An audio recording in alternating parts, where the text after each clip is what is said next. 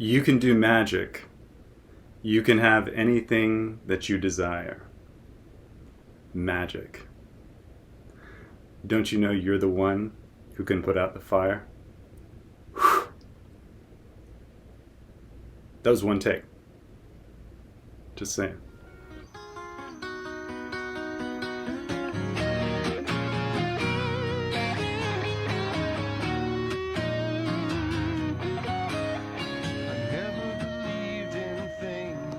Greetings, salutations, namaste. This drop is coming at you in the nexus of a magical portal that I'm pretty fascinated with and stunned by. The spring equinox and the new moon, or Amavasya in Sanskrit. It is happening essentially right at the same time. The spring equinox occurred yesterday on March 20th at around 5 p.m. New York time.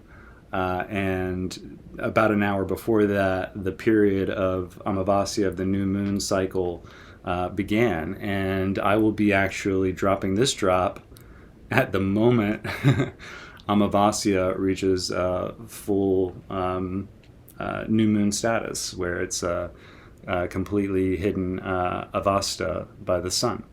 And this is what happens when a new moon occurs, is that basically the moon disappears from our sight because it's getting overwhelmed by the sun.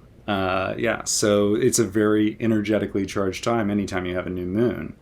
But when you couple it with this energy of the spring equinox, or vernal equinox, if you will, if you prefer, it's incredibly powerful. If you're into magic, if you're into any of these concepts, you're kind of, this is almost like a holiday. So let me kind of break it down a little bit and talk some about magic. So I'm just going to freestyle on magic and the concepts that come up for me when I think about this concept. Harry Potter took the world by storm in an unexpected way by putting magic in the front and center of a child's self-discovery as a metaphor for all kinds of things that through life we go through and experience, and there's all kinds of secrets and mysteries when you're growing up, and this in a format for kids. Adults can appreciate it too, and understand that there's a lot more going on than just child's play. So with that in mind, I'll say that one of the I think I mentioned this. I used to work, or I still work tangentially in the industry that makes films and TV that we call Hollywood. And Hollywood isn't actually an interesting term, because the the type of wood that a lot of magic wands are made out of is made out of Hollywood. That's a tangent for another time. That anyhow, the idea of Hollywood and the idea of storytelling and captivating people is in itself its own magic. And I'll talk about Peter Pan really quick too, before I get into the rest of it. The quote from the Barry novel is something like, like, once you believe you can no longer fly, that's a wrap, to paraphrase. And that's sort of the idea, I think, throughout time, since we have devolved from Atlantis, which I believe this was our civilization before the last ice age, and we had high technology and a capacity to utilize our physical beings, the avatar, if you will, in conjunction with this higher technology in order to access spirit, source, however you want, in incredible ways. we have fallen from that and now believe that magic is something that Hollywood can encapsulate in a 150-minute movie. So this is what I'd like to say is one of the I met plenty of like famous people and celebrities and have been friends with semi-famous people and celebrities, and I think the most indelible impression anyone ever made on me was a world famous magician that I had cocktails with, and we didn't talk about magic at all. We talked about film and all sorts of other things, but it was an incredibly impactful experience because he was a very powerful person. And the magicians that you have to really watch out for are the ones that don't tell you when the trick begins and ends, let alone that they're freaking magicians. The world is crawling with people who know secrets. And that's the idea of, I think, what I'm trying to contribute to this with these drops is this is kind of my drop in the collective consciousness ocean, to let people know there's things like the law of consent. There are things like the collective consciousness that I'm going to talk about more in future drops. And this is where Peter Pan all ties in. If you believe you can fly, you can fly. If we all believe we can fly, we can fly. But if we all believe we're just wage slaves who have to listen to powers that be, bro, that's what we are. So, all that being said, I don't want to be like on some soapbox or whatever, but this is actually in complete transparency, this drop in particular, the way that I'm doing it, is my own what's called intentional magic ritual. And we do intentional magic rituals every day, all day long.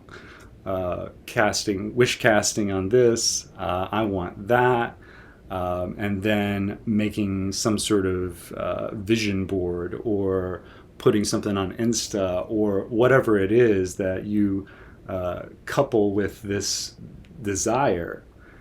That creates what we call in Vedic terms kama, desire, which if you don't fulfill certain kama can become karma that you have to come back and fulfill. I mentioned my favorite, Venus, as the planet of magic before. And why is this? Because Venus is the ruler of the second house. The second house is basically, if we are the first house, the ascendant, the second house is where we look to get our stuff from.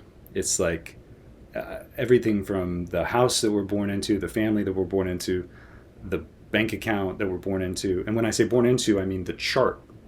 And charts change also. So over the course of time, you grow into other charts. These are divisional charts, like the Navamsha, which is probably the most important chart. But in other words, Venus is the ruler of where you would get your resources from. And resources are the magic of this realm. Our ability to simply manifest, I don't want to name companies or whatever that like deliver stuff to your door, but you know what I'm saying. There is magic in this. And the fact that we take it for granted it just shows how deep the illusion has gone, because if we didn't all believe in these concepts, they wouldn't exist. And that's the essence of collective consciousness. Whatever the prevailing thought is, there it is. This is going to be the paradigm in which we live. Venus, actually, though, rules also the seventh house, which is how we interact with another individual, whether it be through a relationship, a business arrangement, or a warlike gesture. So this is the sort of next movement or next level of magic. When two people come together, they form a union, really incredible things can happen. you get more than two people forming that union, all with the same intention, that's when you can shift an entire paradigm. And that's the goal, I think, of what the very transcendent alignment of the planets in the past few years have been churning in all of us in very subtle ways. And it's not going to happen tomorrow, maybe in the next 10 years. But I'm just saying, like, think about the 1960s or what we can conceive of the 60s.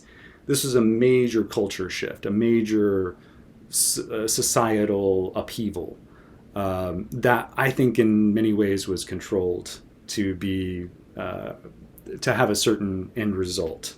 And that's what social engineering is about. And I'll have more to say about social engineering and how that term and words like that term are being changed in our society. For now, I'll move on to a word that makes a lot of people uncomfortable, but on the spring equinox, why not talk about the word occult? The word occult in astronomical terms literally just means when one planetary body hides another. And there's some incredible occultations happening in the year 2023 in the fall that I'll get into in a separate drop. But they involve, again, Venus ruled house Taurus and Scorpio. So more on that later. Now, the occultation or occult sciences are what Vedic practitioners study. And this literally just means the word occult is that which is hidden. So it's the study of the hidden sciences. So what actually is the vernal equinox, the spring equinox? It's when the sun splits the halves of the hemispheres, northern and southern hemispheres, perfectly. So at least that's what it's meant to be. And again, so this combined with the new moon, the sun occulting the moon, this is very much about a portal opening, a powerful portal in which we can wish cast into the wishing well, which I believe this realm to be, our optimal paths. So it's my wish cast today to holler at all of the high vibe spectrum to believe they can fly. One last note about magic and Venus and how a certain conjunction in Aries right now is exponentially increasing the power of this portal that I was referring to. So Venus is conjunct Rahu, the north node of the moon, Swarbhanu, who infiltrated the Devas ritual to discover the secrets and got his head chopped off in the process. So Venus and Rahu are friendly, Venus being the guru of the Asuras that Swarbhanu was working on behalf of. If Venus is magic, then Rahu is our ability to manifest that magic. And this is why it gets exalted in Taurus. It's the electricity, if you will, that powers the machine of Venus. So when these two come together, you'll see not only relationships, karmic relationships, being accentuated right now, in other words, but also the opportunity for incredible innovations, as Rahu is the innovator. So innovations towards all sorts of things Venusian. And this is specifically good for these bank situations, which again I'll talk about in another drop, but this is kind of the destructive force of Rahu at play, so as to give birth to something new. And just to conclude on this Rahu, as the next couple of months happen, Venus will pass through Rahu, Mercury will pass through Rahu, and actually Mercury will be hung up in Aries with Rahu in April, so we'll have a lot to talk about with that.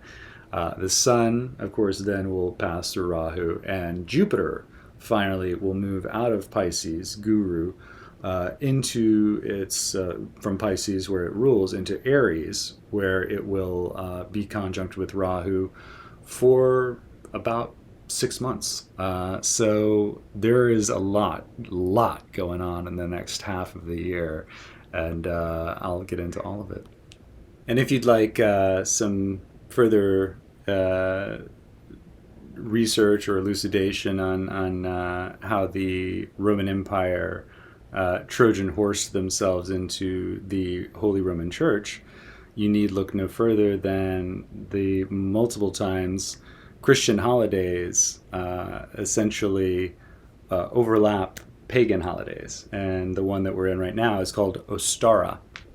So those who practice the natural arts or the supernatural arts, this is a very powerful time every year for them. And this is also Easter season, when we celebrate the resurrection of Jesus Christ. So there are no coincidences. And what can we expect from this new moon in Easter season?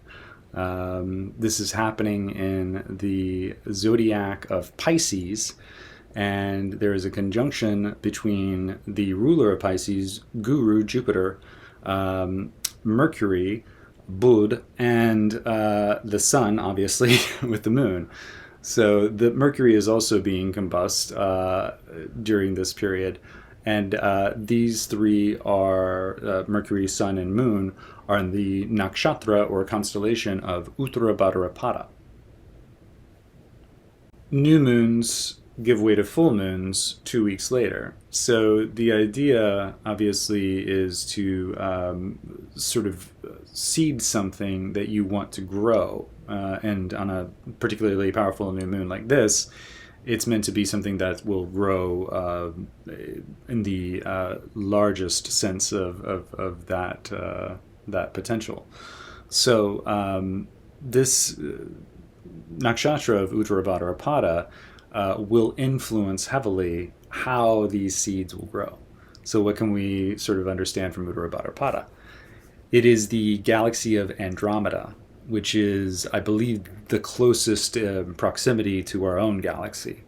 And Uttarabhadrapada is a nakshatra that's characterized by sacrifice and a deep devotion towards something greater, obsessed with hard work, and can actually just become obsessed and driven.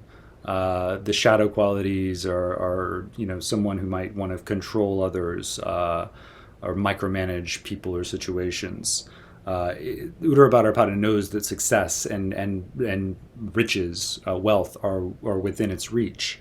Claire Nakti actually does an incredible mic drop worthy video on Uttarabhadrapada, where she talks about it as a Cinderella nakshatra, which is just so spot on.